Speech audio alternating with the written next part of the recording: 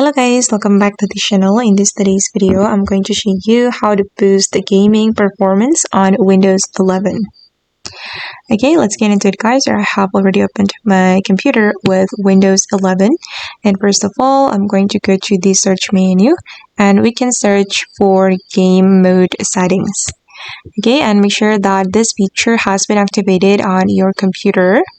Okay, it can help you to optimize your PC for play by turning things off in the background. And then the next one, you're going to go to the graphics. Alright, and then here make sure that you have activated this feature, optimizations for windowed games. And it will help you to boost your gaming performance on Windows 11. Okay, and I'm just going to go back. And yeah, okay guys, that's how we can boost gaming performance on Windows 11. I hope this video will be useful for you. Thank you so much for watching and see you in the next video guys.